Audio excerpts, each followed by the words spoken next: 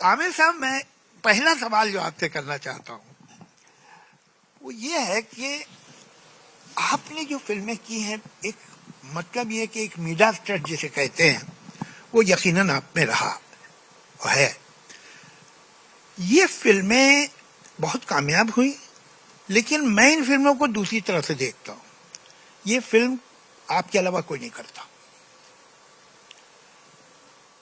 मसलन हमारे गहरे दोस्त हैं जिन्होंने लगान डायरेक्ट की, लिखी और डायरेक्ट की। उसके साथ आपने एक पहले पिक्चर की हुई थी बाजी, जो नहीं चली थी। जिसकी पिक्चर न चले उसको तो आदमी बार्च पुल से नहीं छूता है। ये अजीब बात है, मगर आपने उसकी फिल्म की। एक नया लड़का आपके पास आया और 3 हीरो की कहानी लेके आया, आपने उसकी फिल्म कर ली। लेकिन तुम्हें हिम्मत कैसे उस 3 हीरो की मेरे पास लेके आया? रिएक्शन तो ये होना चाहिए। इससे पहले ये जो थी रंग दे बसंती से पहले इस डायरेक्टर ने क्या बनाई थी? एक पिक्चर अमिताभ बच्चन के साथ बनाई थी, which was not a successful film, but you did his film. आपके जो सारे डायरेक्टर, उसके अलावा जो दूसरी पिक्चरें हैं, रंग दे बसंती के अलावा धूम हो, दंगल, दंगल कौन एक्टर करता? कोई हीरो जो अच्छा खासा कामयाब टॉप का हीरो है वो दंगल करता? इम्पॉसिबल, नहीं करता। कि एक आदमी जो भद्दा मोटा हो गया है और उसकी बेटी उसे एक सीरी है कि कुश्ती में हरा देती है, नामुमकिन। तो ये, और आपने ये फिल्में, इट इज वेरी ऑब्वियस कि डायरेक्टर्स के नाम, आमतौर से एक्टर्स उस फिल्म में काम नहीं करते हैं जिसमें वो कर रहे हैं, वो डायरेक्टर की हिट फिल्म में काम कर रहे होते हैं जो रिलीज हो चुकी है। आई थिंक लोग समझे नहीं आपने क्या कहा। नहीं, मतलब अगर मेरी पिक्चर हिट हो गई, मैं डायरेक्टर हूं, तो मेरी अगली पिक्चर में कोई भी काम कर लेगा। वो इसलिए करेगा कि वो पिक्चर हिट है। अरे भाई, वो तो रिलीज हो चुकी है, अब ये तो कुछ और बन रहा है। मगर ये इस तरह से का, और अगर पिछली फेल हो गई है तो आप उनके पास बैनर भी ले जाइए तो भी नहीं करेंगे वो। ये एक आम बात है, हम रेपुटेशन पे जीते हैं। लास्ट फिल्म क्या थी इसकी? Your criteria is very obvious, is not the director and not the immediate success. So what is your criteria of signing a film? My criteria, Javed साहब, एक्चुअली मैं 3 चीजें देखता हूँ, मतलब मोटी मोटी, but the answer is not that simple. तो मोटी में 3 चीजें जो मैं देखता हूँ वो एक है कहानी, स्क्रिप्ट, स्क्रीन प्ले, लिखाई, दूसरा है डायरेक्टर और तीसरा है प्रोड्यूसर। तो इन तीनों में I am trying to see what is it, मतलब कहानी ऐसी हो जो मुझे पसंद आए, डायरेक्टर ऐसा हो जिसके काम पे मुझे भरोसा हो। तो आमतौर पे we see success, but I don't see the success, I see the ability of the person कि यार इसको काम आता है कि नहीं आता। Because success I know is not, it is often determined by many multiple things, but the person should know the work. काम आना चाहिए, तो ये डायरेक्टर को काम आना चाहिए। इसका जवाब मैं थोड़ा पहले से शुरू करता हूँ। जावेद साहब, जब मेरी पहली फिल्म रिलीज हुई जी, तो उस वक्त कामयाब हो गई। मैंने सिर्फ मंसूर के साथ काम किया था तब तक जी, नासिर साहब के साथ काम किया था एज एन असिस्टेंट। और जब कामयाब हुई तो उसके बाद मुझे बहुत सारे ऑफर आए। I am talking of 1988। इतने ऑफर आए, मतलब मैं 300-400 ऑफर आए थे, मजाक नहीं कर रहा हूं मैं। Almost every day I used to get some 15-20 offers. पता नहीं कहां से प्रोड्यूसर आ रहे थे। और मैं नया था, मुझे समझ में नहीं आया कि फिल्म में साइन करना, इवन साइनिंग 1 फिल्म, कितनी बड़ी जिम्मेदारी होती। उस वक्त मुझे अंदाजा नहीं था। और उस वक्त दौर ये था कि हीरोज जो थे वो 30, 40, 50 फिल्में कर रहे थे एक साथ। आई don't know whether you remember, but Anil Kapoor had the least number of films. Film information में लिस्ट आती थी, how many actors have got how many films. तो ही हैड 33 फिल्म्स। तो आई थॉट 33 फिल्म्स। हाँ, तो अनिल कपूर? हाँ, अनिल कपूर साहब। Hardly working. मतलब that was a time, when people had multiple films. So I ended up signing 9 or 10 films in the first offers that I got. अब इसमें 2-3 चीजें मुझे कहनी। एक तो जो डायरेक्टर्स जिनके साथ मुझे काम करना था ना जावेद साहब, जो आप जिनका काम पसंद करते हैं, जो कामयाब भी हैं, सुभाष घाई, at that time they were the top directors and I wanted to work with them, but none of them offered me a film. उनका ऑफर नहीं आया। तो जो आपने कभी उनका शुक्रिया अदा किया? चलिए खैर। तो बाकी जो मुझे ऑफर्स आए उसी से मैंने चुने। और फिर चुनने के बाद जब उन फिल्मों की शूटिंग शुरू हुई तब मुझे अंदाजा हुआ कि एक्चुअली मैंने क्या हिमाकत की। और कुछ 9 फिल्में थी मेरे साथ, मैं दिन में 3 शिफ्ट कर रहा था, और चूंकि बड़े डायरेक्टर नहीं थे, नए डायरेक्टर थे, या directors who still had to make it, and producers भी नए थे ज्यादातर। तो when the shooting of these films began, I realized that I had made a mistake. क्योंकि मैं खुश नहीं था जावेद साहब। मैं घर जाता था और मैं रोता था, मैं मजाक नहीं कर रहा हूं। I used to get so disturbed, क्योंकि मैंने कहानी सुन के हाँ कहा था, लेकिन हर इंसान का नजरिया अलग होता है।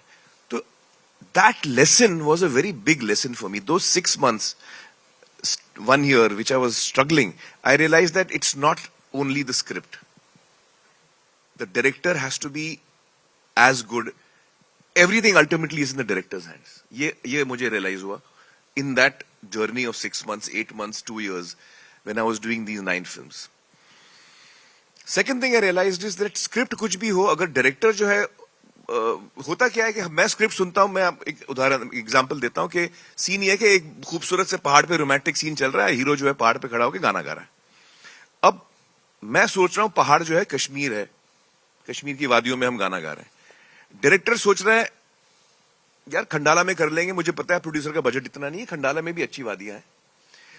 प्रोड्यूसर सोच रहा है फिल्म सिटी भी 2-3 टीले वहां कर लेंगे।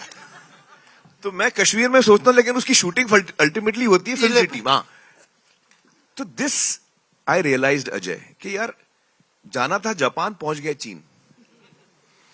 तो आई रियलाइज कि यार 3 चीजें बहुत इंपॉर्टेंट है। It's not just one thing, it is the director, it is the script and the producer.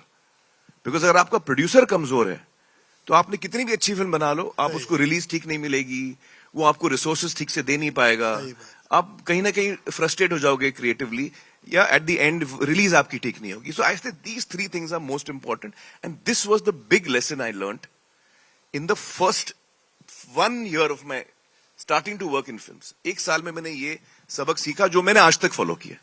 I didn't break this. पहला जो वो था आपका रिलीज का सिलसिला, वो कौन सी पिक्चरें थी? कयामत से कयामत तक पहली हुई, वो तो हुई। उसके बाद दूसरी फिल्म जो आई मेरी राख, that was my second film also. It was shot second, it release second. उसके बाद आई अव्वल नंबर, उसके बाद आई लव लव लव। तो ये फिल्में नहीं चली, and my career was actually going down after that. तो the media had announced me as one film wonder, and rightly so. मैं I don't blame you all at all, I was a one film wonder.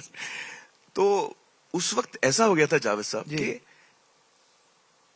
मुझे पता था कि मेरी ये 3 फिल्में नहीं चली हैं, और जो आगे 6 आने वाली वो भी नहीं चलने वाली, वो इससे बदतर है। तो मुझे नजर आ रहा था कि मेरा करियर जो है वो it's going down the drain. मुझे लगा मैं दलदल में फंसा हूं और मैं निकल नहीं पा रहा हूं। I am just sinking deeper, I can't come out of it. At that time, a very important thing happened in my life. मुझे भट्ट साहब के यहां से फोन आया, एक फिल्म का उन्होंने ऑफर दिया मुझे। And this is I am talking about now before the release of दिल, बिफोर द रिलीज ऑफ 3-4 फिल्में फ्लॉप हो गई थी, और अब लग रहा था कि ये तो गया आदमी। उस वक्त मुझे ऑफर आया एट माई वर्स्ट। तो मैं बहुत खुश हुआ। अच्छा, उस वक्त भट्ट साहब वाज ऑन द राइज। सारांश, अर्थ, नाम 3 सुपरहिट दी थी, और उनका फोन आया, मैं उनसे मिलने गया, उन्होंने कहानी सुनाई। उनकी कहानी मुझे पसंद नहीं आई जावेद साहब, और मैं शाम का वक्त था। कहानी सुनने के बाद जब मैं गया था तो मैं इतना एक्साइटेड था कि यार ऐसे लग रहा है मैं दलदल में हूं और भट्ट साहब ने हाथ दे दिया, मुझे बस हाथ पकड़ना है, मैं आउट ऑफ इट। एक अनाउंसमेंट आ जाए भट्ट साहब के साथ, I'll get a new lease of life, कि भाई भट्ट साहब की फिल्म आएगी तब देखेंगे, एक दो फिल्म फ्लॉप चल जाएगी बीच में। So I was dying to say yes to him. I reached him and मुझे कहानी मजा नहीं आया जावेद साहब। तो मैंने कहा भट्ट साहब can I take 1 day to think of it? हाँ, तुम कल शाम को मिलते हैं।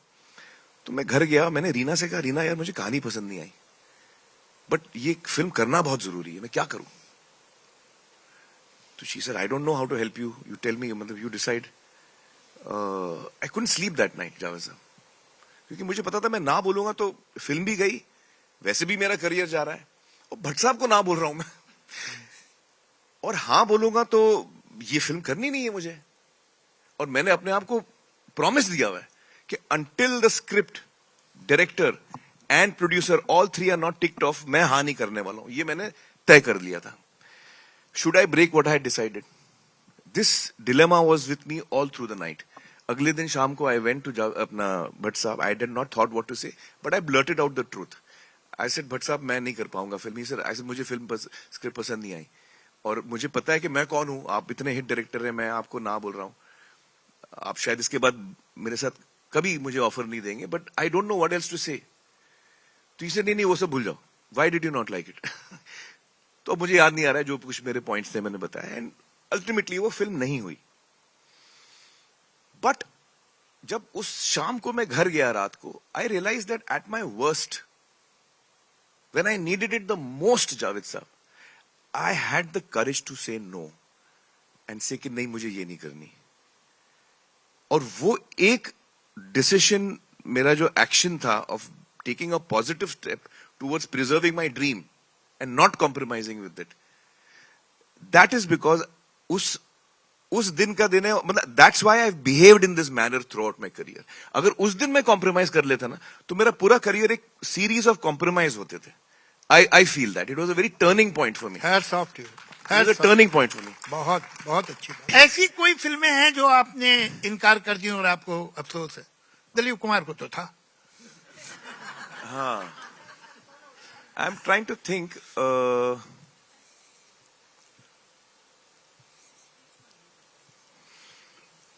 एक फिल्म थी डर, जो मैं कर रहा था, फिर मैंने नहीं की, but that was for other reasons, not for creative reasons.